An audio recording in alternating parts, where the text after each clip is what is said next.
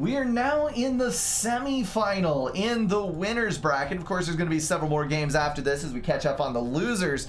But the winner of this is going to go on to the final, and the loser takes the third place prize. On the north, we have Blast Chilled, and on the south, Pachi, otherwise known as Turin Bar. And these two guys have gone for the closest possible colors to be as confusing as possible to everyone who is watching. So I do sincerely apologize if you are colorblind, because this is kind of ridiculous.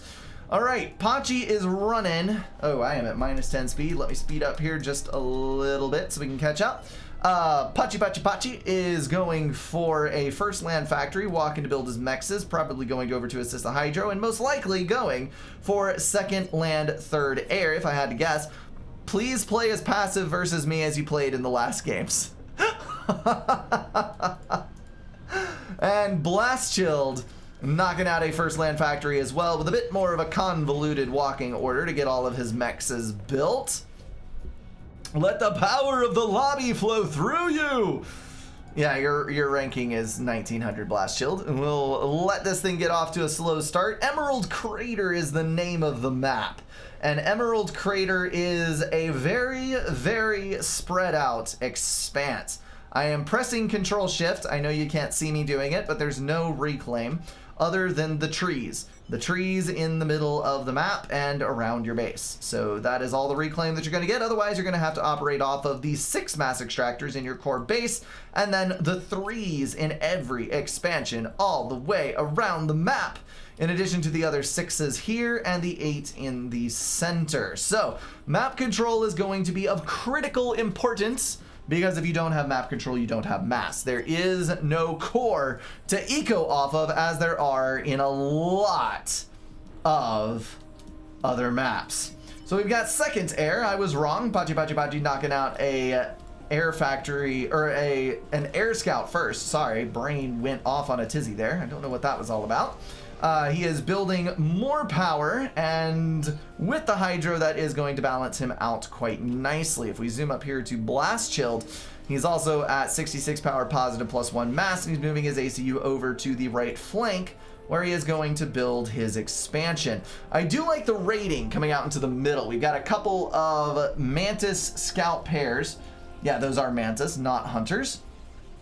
Those are going to be a little bit more resilient as they move into the fight. Meanwhile, on the south side, we have first Bomber out for Pachi, and that is going to meet a little rough spot in the road, because we do have 2 interceptors that are running to the center. I would imagine Blast Shield is assuming that the Bomber will come from that direction, but of course, Bomber is over to the right. We'll probably be able to pick up this Expansioneer, barring Blast Shield pulling an epic dodge, but I don't think that is going to be the case. Incoming! Boom, there it goes. So the advantage here, oh, and Torin using that to pull an air turn out and try to take air control as well, but Blast Shield pulling his third interceptor in just in time to even up the odds there. That was almost a double catastrophe. Worth it? The reason he's saying that is because on a map this large, where you have to expand this much, you have got to kill off Expansioneers. And when you do so, let's take a look at the travel time on this. If we go over to Blast Chilled, it doesn't work because the ETA is broken when you have engineers assisting, so that kind of sucks. What is the ETA over here? So 2 minutes and 58 seconds to walk that far and build mass extractors. So you're looking at like a maybe 1.5 minute delay on the rest of the stuff going down out here. Also a showcase of the awesomeness of Mantis, because that Mantis was keeping the factory prepped and primed with its 1 build power that it has available to it. At least the factory is not losing mass. Looks like Torin was going to move over to this expansion, but has decided against it after the ACU starts moving up through this way. Are those are radars, not mass extractors. Derp. Okay, well, that was stupid. We have got even bets, 9 and 9, Pachi and Blast Shield. I should have known there were no mass extractors out there. Blast Shield is building more intel in one game. This is farms level luck.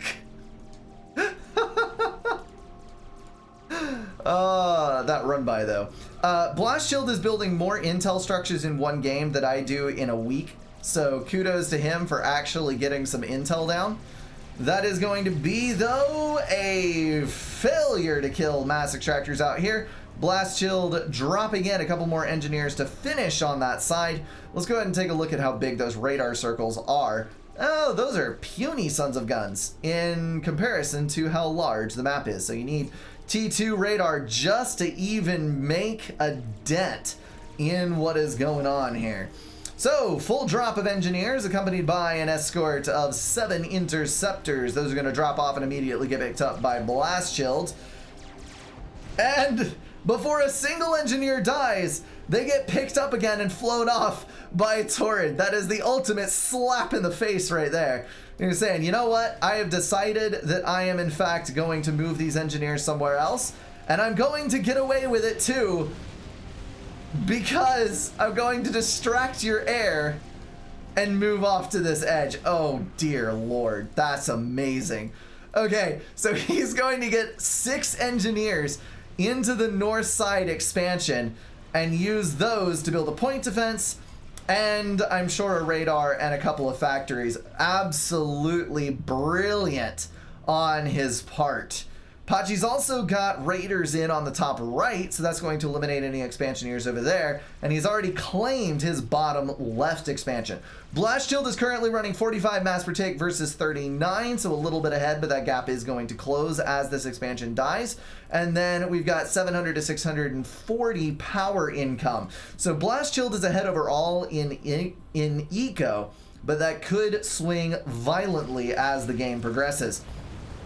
Pachi is moving in on the expansion with his ACU. Blast Shield is over here trying to get the Hydro down and a point defense built. He does not have enough units to defend, and seeing what is coming his way, he is getting his ACU the hell out of Dodge. He does not want to get that commander caught up in a group of units that's capable of killing him. He does have radar here, and I'm sure he can count, so he can see exactly what he needs to do in that situation. We've got a group of Mantis moving out for Blast Shield, but those are going to run into a little bit of a problem considering the fact that there is a T1 point defense over there. So maybe, just maybe, he'll wait and let this Medusa take the kill before he moves in. Pachi now at 41 mass per tick, Blast Shield at 45. Still ahead by some miracle. I don't know what on earth is going on with that one. And then we've got 2 mass extractors queued there. I'm hoping that this little guy right here can kill off, yes, kill off that point defense, because otherwise that could leave him in for a bad time indeed. Medusa moving up, probably going to snag this thing out. Just need to get that point defense down, and then the Mantis can sleep. Blast Shield was also able to get his engineer out to the rear, so he is going to be able to rebuild that expansion very quickly indeed. Blast Shield still somehow on 53 mass per tick, 47 mass per tick ahead of Pachi. Pachi, I guess, is being a little slow on the uptake of some of his outside mexes. There it is, he's up at 45, and he's got to build these over here as well. But Blast Shield is going to bring these back under his control, and I think that will be that for his economic security. I am looking at unit counts now, so let's go see an exact count. We've got 140 Mantis on the map, with 15 Medusas, 23 air units. Pachi at 87 Mantis and 26 air units. So roughly tied on air, but he has a bunch of extra bombers and quite a few fewer Mantis. These bombers could cause a massive issue for Blast Shield, because with these units being as tightly packed as they are, all it's going to take is one suicide run by this group of bombers to potentially half the number of units that Blast Shield has at his disposal, and then he is going to be in for a bad time indeed. In come the bombers. The ACU is pushing, and he has more units at his disposal. We've got a large migration of air scouts all across the map to see exactly what is coming in, and now he knows that there's bombers. There's the hit. A dozen units knocked out in one pass. They come in again for another 5 or 6 units down. The Shift Gs are strong with this one, although they are a little too clumped to be comfortable. Blast Chill is getting the hell out while he still can, because he does not want to be anywhere near that commander and group of units as his units continue to fail. Pachi's going to be able to take an air win on this. He had about 3 more interceptors when he checked, but he was able to effectively hit the divided air force of Blast Chilled. That's now going to leave him with 37 interceptors on his side versus 30 on Blast Shield's side. That's actually not as bad as I thought it would be. Blast Shield is running 3 air factories simultaneously. Pachi is running 4. So Pachi will come out ahead. Blast Shield needs to be careful on that one. Point defense is down on the left flank. That's going to leave Blast Shield able to take out every single mass extractor in that expansion and also have enough units to completely overwhelm Turin's forces on the left side of the map. Turin, I think... Oh, snap! I almost I kind of did miss it. So what happened there was Pachi got out in front of his units and was completely encapsulated by Blast Shield's forces while Blast Shield was still able to hit with the gun. Pachi did have enough units to save himself, but they were too far behind the ACU, and in the end, he just completely got obliterated. I am sorry for missing the lead up to that, guys, but I saw the configuration of the units at the very end of it, and what you saw was Blast Shield's units completely hemming in the ACU from Turin, with Turin's units all around the outside just trying to get up and save the ACU. Dang, Blast Shield winning in the semifinal. That means Pachi is dropping to the losers bracket. We're going to be back on this old map, also Wetlands, once again watching another 2 players duke it out. This time it is Commander Diva on the left, and who is this noob on the right side? So last time around we basically saw monumental eco-scaling from the left, teching from the right, and a death to Corsair snipes. We'll see how it goes this time around. Commander Diva dropping 4 mass extractors right off the bat. Engineer first out of the factory to build a hydro assisted by the ACU, and then a couple of additional mass extractors and an extra hydro to be sure.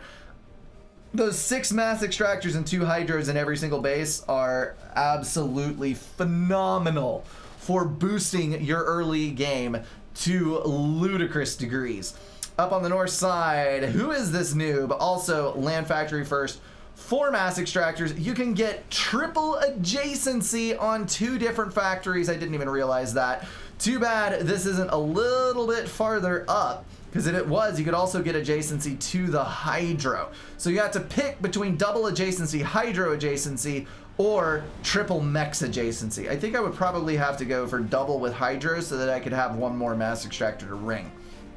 That's going to be second hydro picked up. Who is this noob stalling out with his ACU while he's queuing manual orders down here, so you can see the lack of APM or the lack of foresight, or possibly the lack of both. And I just realized that my mini-map is broken because of the shape of the map, so there you go, and it's gone.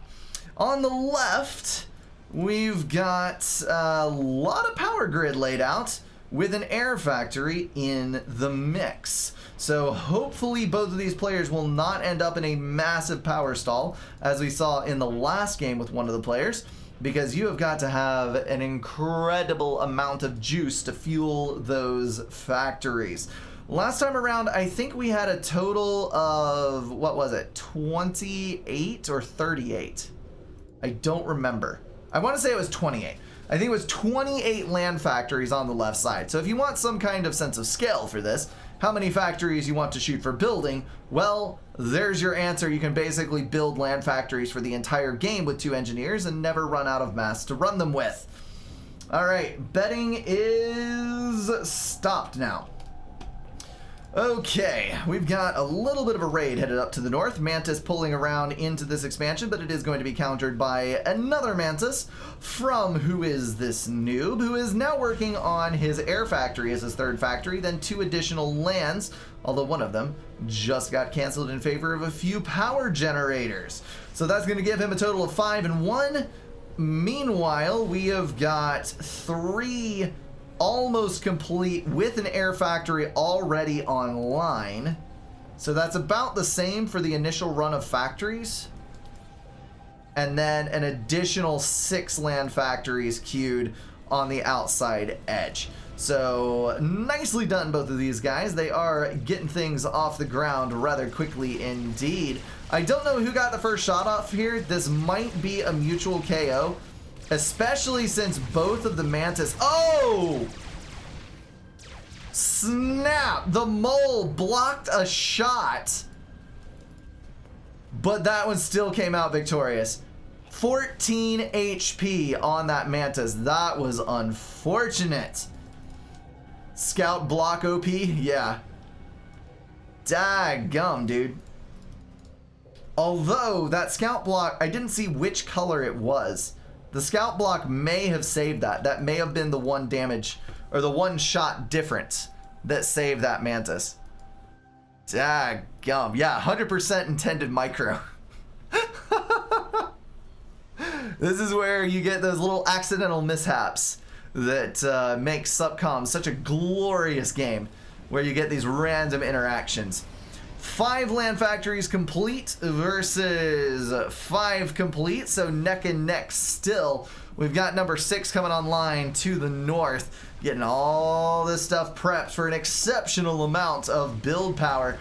Diva is actually ahead in the build power phase. He's got another factory coming up here with another there, and I don't see additional sets anywhere for Who Is This Noob. So I don't know what his particular game plan is. He's got 2 engineers building factories there.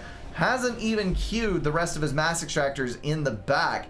And he is falling quite a bit behind, both on expansion rate and in score. Let's go ahead and check this out. Set focus army to 0. So that's going to be hard stall for 100 power, but so your income read is not going to be accurate. If we can ever get positive and see what is on the other side of that, looks like a 43 mass per tick eco. Then we can go to numero uno and see 60 freaking 1. Holy cow, dude. Okay, so I take back what I said about you being slightly behind on your expansions. Let's get a unit count. It's going to be 23, 24 viable combat units. And on the other edge, we have got 19. So Who Is This Noob is ahead both in production and in eco. Not a good spot to be for Diva. I am a little confused. I guess it's the power stall. So basically, Commander Diva has had one more factory for a lot of this game, but with the power stall and the lesser amounts of reclaim, he has not had quite as many total units produced, which is an interesting outcome for how the early game went. But now he is starting to truck along with groups of units. Who Is This Noob having to fall back slightly until he can get a sufficient number in one spot to stop this. He is getting a hydropower plant online, adding to his income, and then of course we will get 2 more online down that way. This, in a 4-player matchup, would be an absolutely brutal map. Because I just realized, when you're running 2 hydros for every single player, you could basically have all players build their hydros, and then one player immediately go gun with the other people dumping them power. It's just too much. It's way too much, but it would be fun as all hell. Commander Diva moving over to the right. I think this land factory, yes, was queued by the engineer on that side.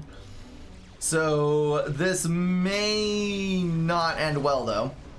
The engineer is going to get killed off by the ACU moving in that direction, and this expansion are going to belong to us. Diva also in control of the northern side, but we can see the grouping of units growing for Who Is This Noob as he prepares to just steamroll this expansion, take these 10 mass extractors for his very own, and roll on with them. We'll have to see how it goes. Point defense is going up. If Diva moves in, he'll be able to eliminate this before the point defense becomes an issue. But if he leaves it, it could cause him some pain later. Taking a look at the factory count, we got 5, 9, 12, 13 so far. 14 for Diva, as opposed to 6, 10, 14, 15, 16, 17, 18, 19, 20, 21, 23, 24 for Who Is This Noob. Holy kashmoles.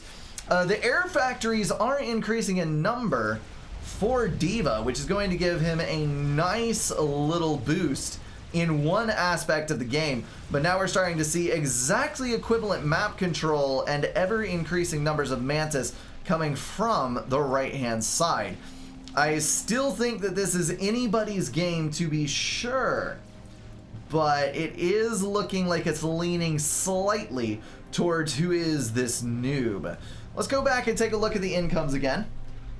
This is an important thing to keep an eye on. So we got a 97 income for Diva, and 91 for Who Is This Noob. So actually slightly ahead on Diva. Let me take a count on the unit numbers. We've got 115-ish on that edge. And then if we flip back over here, we have got 113. So almost identical unit counts. But you'll notice that all the eco up here is being spent on units. And over here we've got a couple of T2 mass extractors, which we don't have over here. There's only one.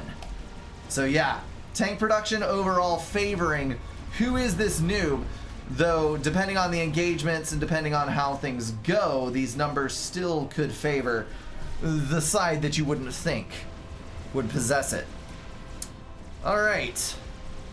Commander Diva dropping a point defense right over here to help defend this expansion from the onslaught. And it looks like Who Is This Noob is starting to outnumber in a pretty heavy way the forces that Diva can muster. That is going to be a total of 5 air factories online. We've got a T2 HQ dropping a T2 power. On the north, no T2 power yet. Still running T1s out and no T2 upgraded. Although, ideally at some point, we'll have an HQ on the upgrade back here. Everybody is working on... Nope, there it is, right there. Okay, so we've got a T2 HQ at 75%.